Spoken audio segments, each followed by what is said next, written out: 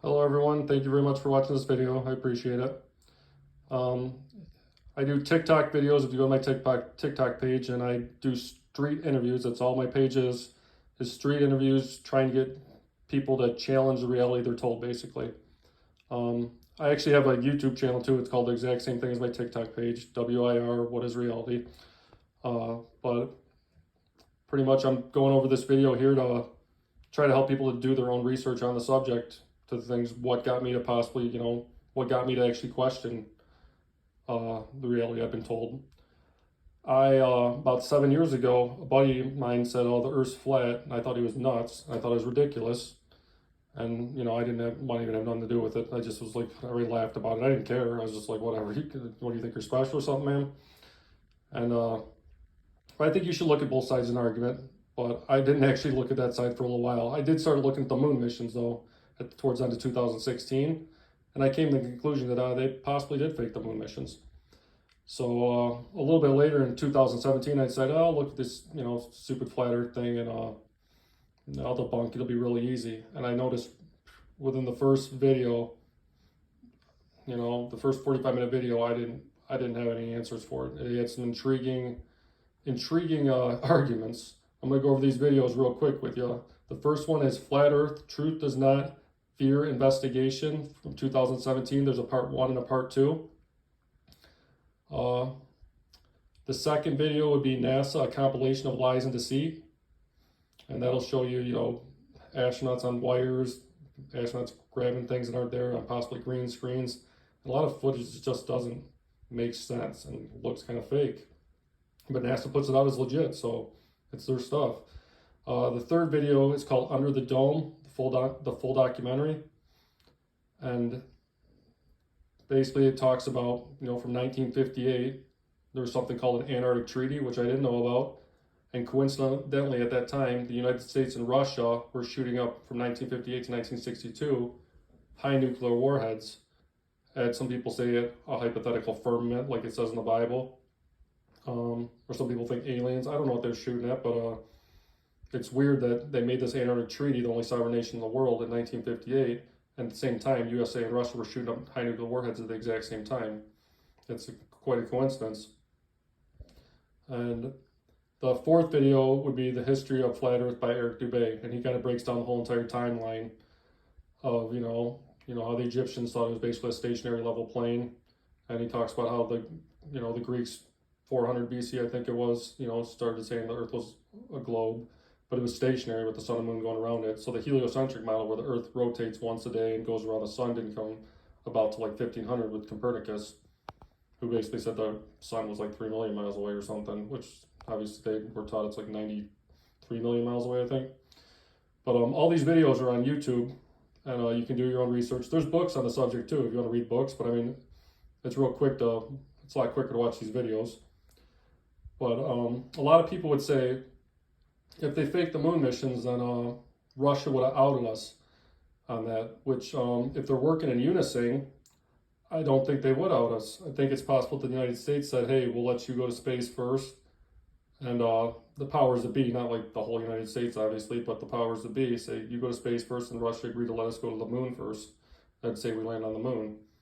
When, in all reality, like, this theory would basically say like the whole entire Cold War was like kind of like not real. Like, obviously people believe there was a Cold War going on, but we were being fed by the media that something that wasn't legit. Not many people died in the Cold War. I think maybe 400 or something, United States people.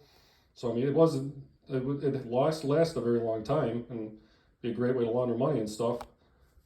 But basically, this could have been like not even the forming of like a hypothetical new world order, because you go back to World War One, where they could have been starting that with like the central banking systems and stuff. Because since World War One, the central banking systems have gobbled up more and more countries all the way through World War One, World War Two, and all these other wars. So it kind of deals with like this whole concept deals with a new world order, kind of like a one government, and this would be a way to control it.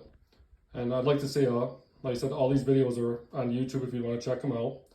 I'd like to say I don't actually stick to any like a map. Like people say, "Oh, flat earthers, they can't even agree on a map." Well, one, you just say you don't. Well, some will say I'd stick by whatever. Oh, there's an ice wall, this, that, whatever. I like to say my belief is it might be some type of simulation without form, or there might be more land and more suns, moons, and geothermal ponds. I don't know, but I don't think that what they're telling us about outer space is legit. And if you watch my street interviews, I actually go over the reasons why. I can tell you how you can easily have a Coriolis effect on a realm. I can tell you the moon pushes the tides. I can tell you that the lunar eclipse is the sun, you know, it's on the opposite side of the moon. It blocks out the moon like a mirror reflecting off it, and the moon would have no effect on the sun side. So, I mean, on my street interview, I mean, like I said, I've researched the subject in depth thoroughly, and there are actually scientists like going against, like, there's not a ton of them. Most of them are, you know, believe in the heliocentric model, but then, you know, your astrophysicists and stuff, they haven't been up to space. They know how to do all these mathematics and stuff, but they haven't actually witnessed what their mathematics are producing, really. So they're having faith on what like the astronauts are basically telling them and whatnot. So there are, like, one guy I like to say, his name's Gav from Beyond the Imaginary Curve. He's got honors degree in physics and mathematics, and he's like mid-50s. He doesn't believe anything they say anymore.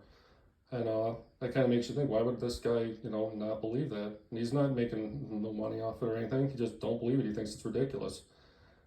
So I think there are compelling arguments for it. And I think you should look at both sides of the argument. I like to say, like, maybe people who work for NASA and stuff, I don't think they're all bad people. Most of them are probably really great people. And I'd say most of them, if there is a lie being told to us, most of them wouldn't even know about the lie. All you need would be the astronauts and people in, like, master control. Like, people, you know, that are like high-fiving when they land on Mars and stuff like that and hugging and are real happy. They probably really believe they landed on Mars. Maybe a couple of them would be possibly in on the lie, but, you know, most of them probably believe it.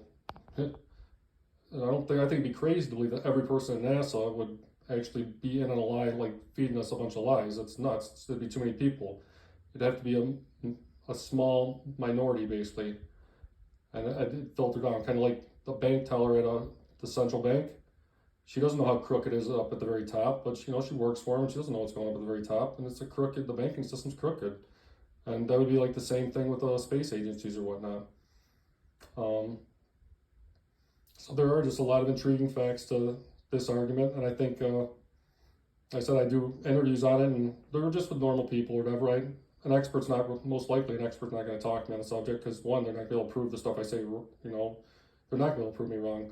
And two, you know, they don't really want to look at both sides of the argument because, I mean, I didn't want to look at other side arguments. So, I mean, if they're an expert in the subject, they're going to think it's ridiculous. For the most part, they're not probably going to look at it because they have a lot of faith in, you know, all the other smart people that came before them and they figured the stuff out, which that's what I thought too. So, you know, I'd love, hopefully maybe one day I'll come across an expert and they'll do an interview with me. It'd be great. I'd be more than happy. I'd thank them a ton for their time or whatnot, and we'd probably go in separate ways disagreeing on the subject. But maybe I'd plant a seed and maybe he'd look at what I was saying. Who knows? But I'd like to, and then, like, the mainstream is pushing this down. Like, they put out that Beyond the Curve or whatever, and I tried to watch some of it, and it was just so it just gave such a bad narrative to the other side, because I've looked at both sides and it just wasn't feeding correct information. He's talking about a guy living in his basement with his mom's house, and just, it was kind of trying to make a love story out of something with it. And I only made it through like the first 10 minutes. I'm like, all right, this is just not portraying this legitly, so I couldn't watch it. So I think, I don't know if you actually are interested in the subject, you know, or want to know the truth. That's all I want to know is the truth. If I'm wrong, then I'm wrong. I'll accept I'm wrong. But, you know, I have my doubts on the heliocentric model. You know, they've lost and destroyed the technology to get back to the moon. I think they're going to keep pushing that moon mission back. And that Antarctic Treaty is, it's legit. Like I said, I'm not claiming an ice wall. I'm not claiming to know what shape the Earth is, but I'm just saying you should question it. And I'd like to thank you for this time, and please check this stuff out. And hey, if you want, check out some of my interviews. All right, thank you very much.